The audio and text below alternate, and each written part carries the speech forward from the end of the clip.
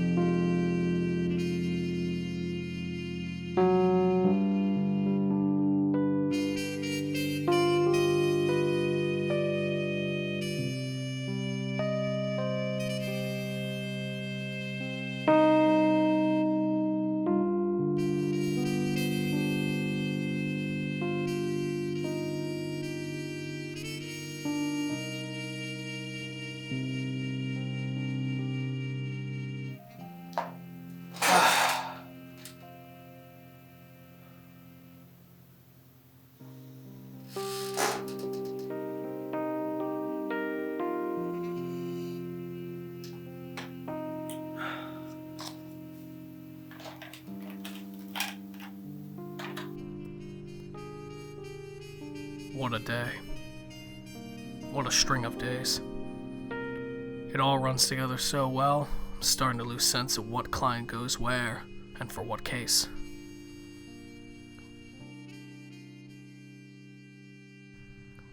But I remember one.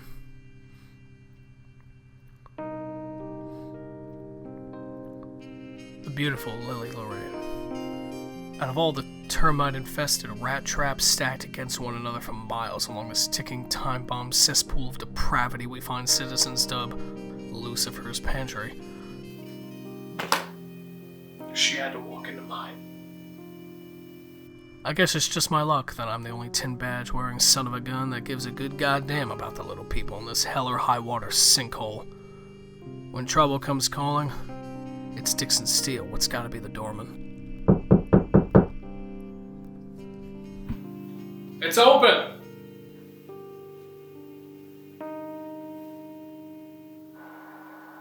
Inspector, what can I do for you? You can start by taking the knife out of my back and slice me a piece of that bullshit you've been serving up. Sir? I just got off the phone with Marston. He tells me that you've been down at the scene of the crane disappearance, asking questions and snooping around. Yes, Inspector, but if you let me... Was I not explicitly clear this morning, or do you need a refresher? Stay out of the crane case. Inspector. I want to hear you say it. I'll stay out of the crane case.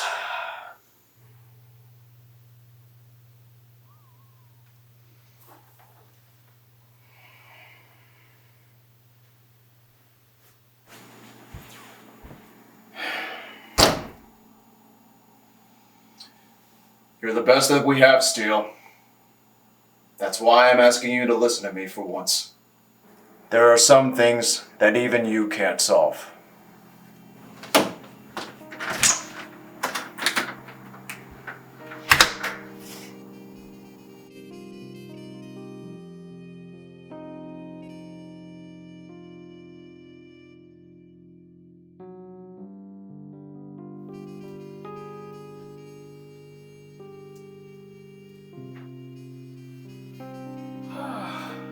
After a day like that, there was only one thing on my mind.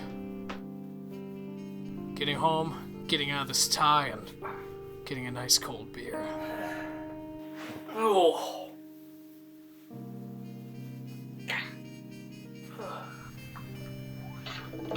About the only entertainment I got around this house is the wireless.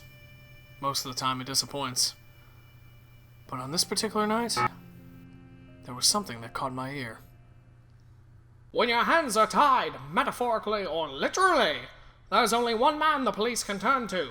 That man is the Vigilante! On today's episode, we find our gallant anti-hero at the top of a 20-story skyscraper in a battle of wits and wagers with the dastardly duo known as the Sessa Twins, as beautiful as they are deadly.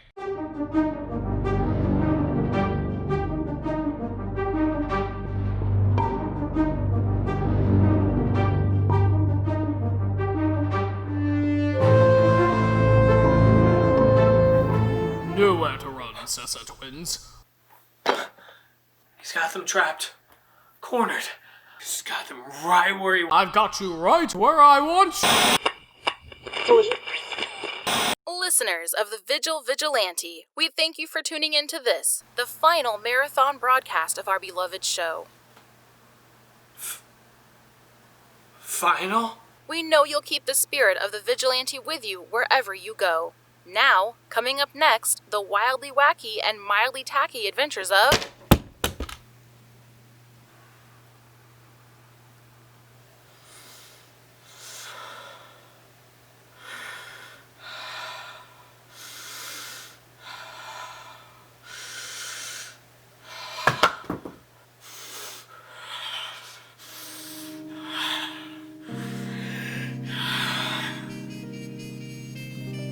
Days never seem to end for guys like me.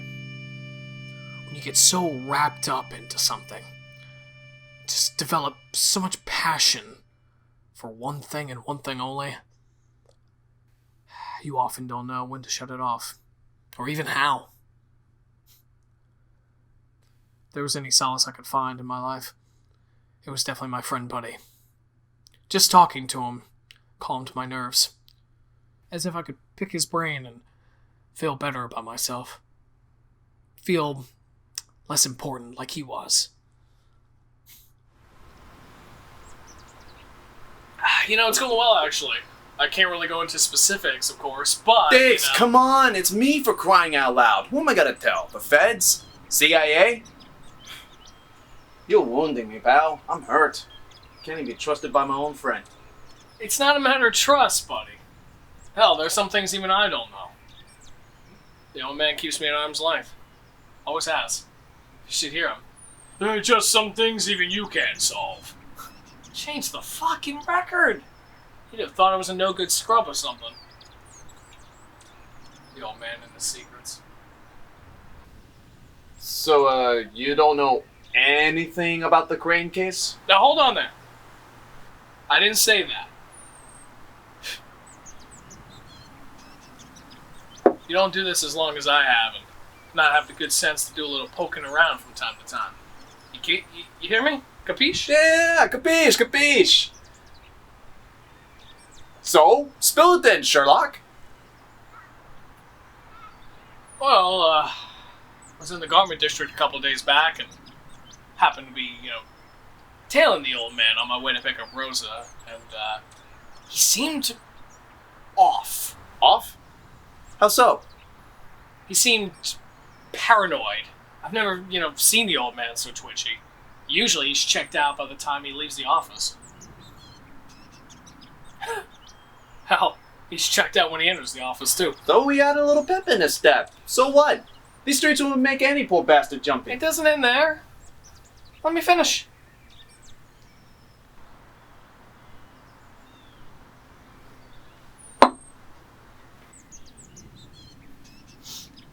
So the old man's bugging out, which is weird enough, but that's nothing to where he leads me. East and 12th. The site of Marshall Crane's murder?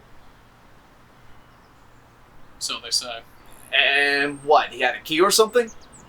Because the way you're leading me on with the story, it better not end with him just dusting for fingerprints or some shit. Oh, he went inside alright. But he never came out. What do you mean he didn't come out? You mean you didn't see him leave? Correct. So he probably just left too early. I couldn't imagine you just hanging around. I staked out overnight. I'm sorry, you did what? You heard me. What about Rose? Fuck Rose. This is the case of the century. Jesus H, Dixon. I didn't sleep a wink. I couldn't. And he never came out. Did you try following him in? I did. Tried being the operative word. No dice? Snake eyes. The doors were locked, the windows had bars on them, and the chimney had probably been filled a long time ago. Jesus. You tried the chimney? Case of the century.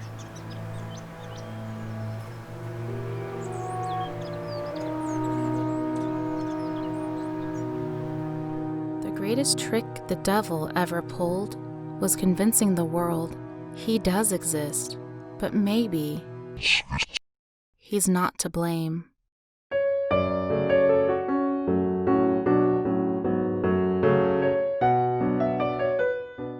Rosa had the night off. She insisted we try out the new Italian place near the strip mall. I couldn't say no. Not twice in 2 days. Same excuse of cleaning my boss's filing cabinet running feebly around my brain? No. Just gonna have to bite the bullet. Waste a day that could be better spent elsewhere.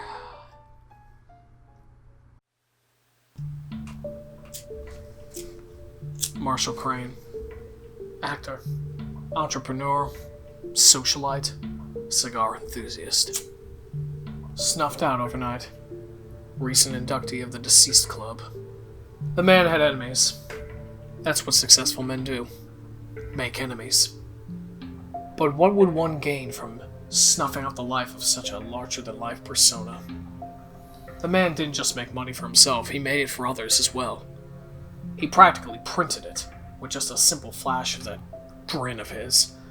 Made the dames' hearts melt and the fellas' pockets swell.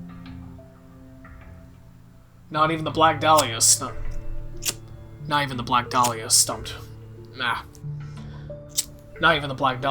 law enforcement quite like this. Senseless murders with a message are tragic, yes, but easy to understand at least. The world is full of sick fucks. But this is the kind of thing that should put the fire under any respectable detective's ass. This is what we have dreams and nightmares about at the same time.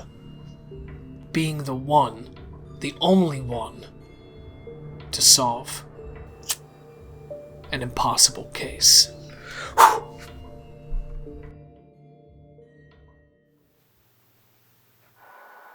Inspector, what can I do for you?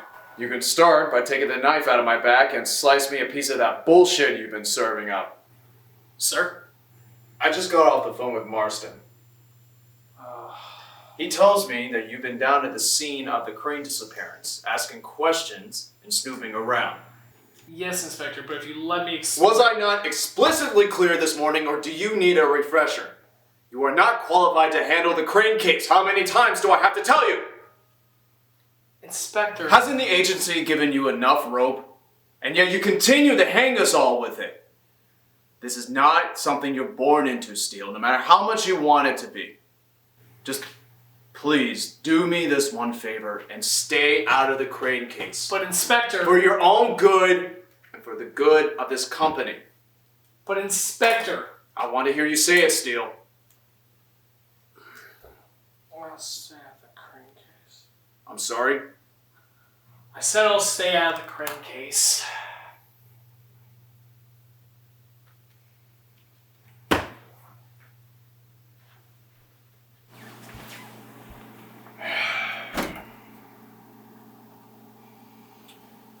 Your father would have been proud of you. For who you are. Not for who you think he wanted you to be.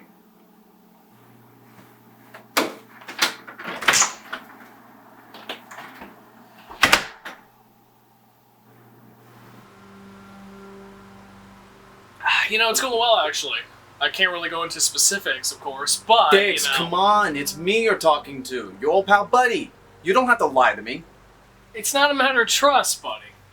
Hell, there's some things even I don't know. But you don't know anything about the crane case. You told me that a couple of days ago. The old man keeps a tight grip on any leads. I didn't say that. Yes, you did. Was that a lie?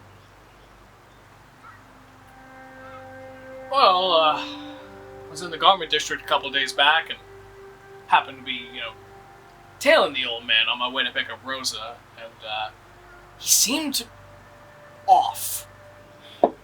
Off?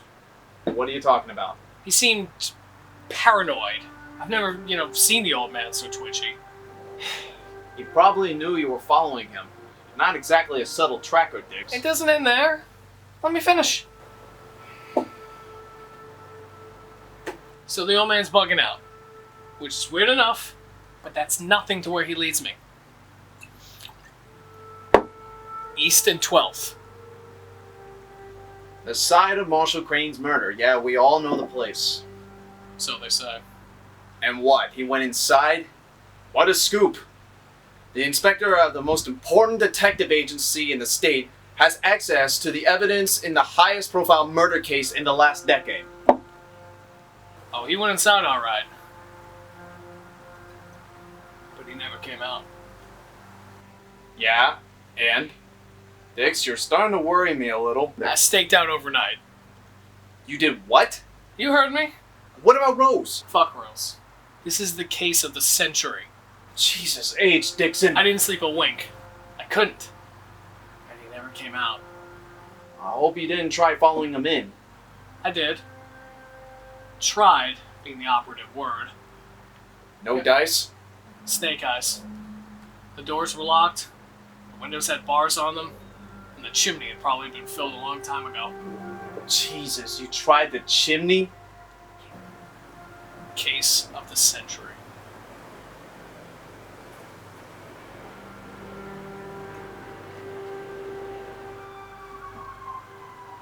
I can't be your friend anymore.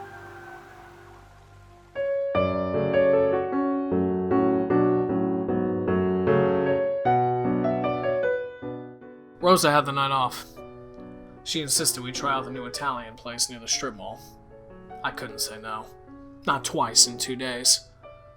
Same excuse of cleaning my boss's filing cabinet running feebly around my brain? No.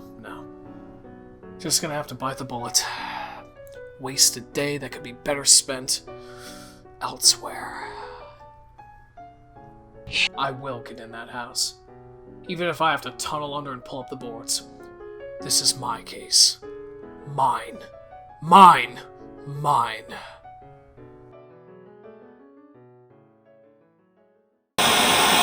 We interrupt tonight's episode to bring you a special Breaking news. Top story. St. Deacon County Police have apprehended what they believe to be the man responsible For the grisly murder of famed actor and philanthropist Marshall Crane.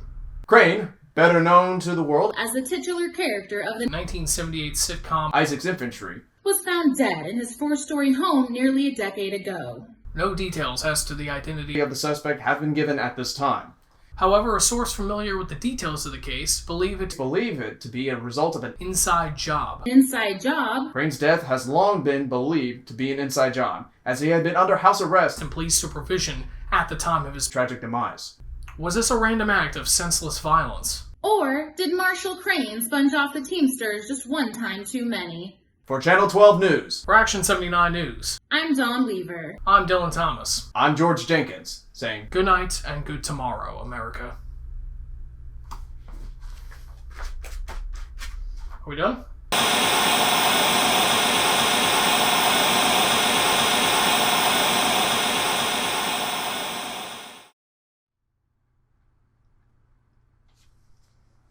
I solved the Crane case. The old man was beside himself. Never seen him in such hysterics. Should have guessed he would act that way. He'd been against me solving it from day one, so you knew I had to stick it to him, just for the hell of it. Tell the great Dixon Steele he can't do something? You're only lighting a fire. A fire under you-know-where.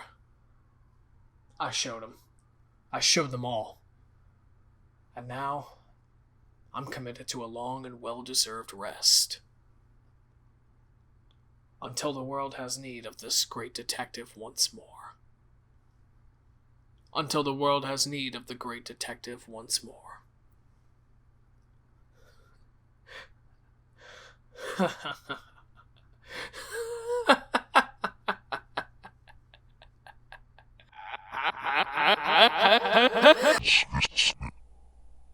The greatest trick the devil ever pulled was convincing the world he had nothing to do with it. Turns out, it was no trick.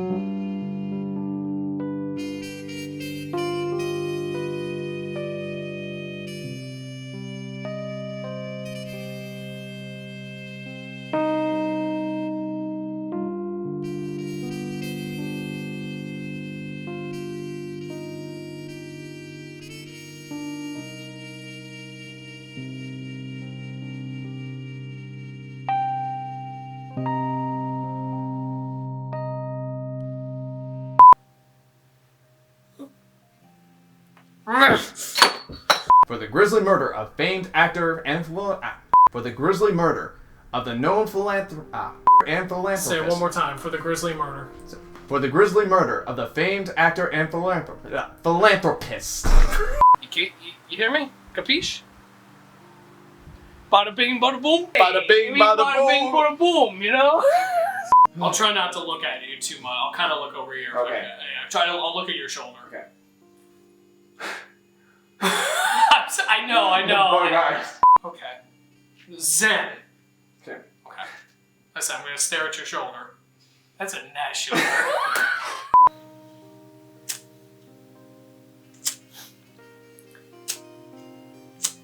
God damn it.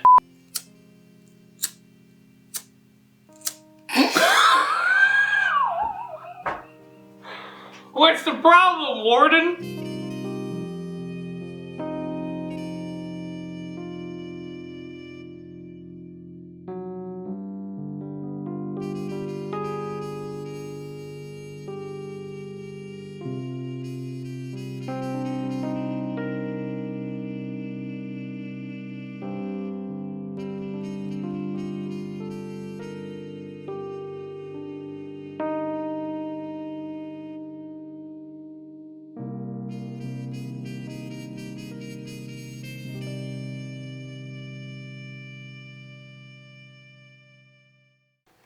Action.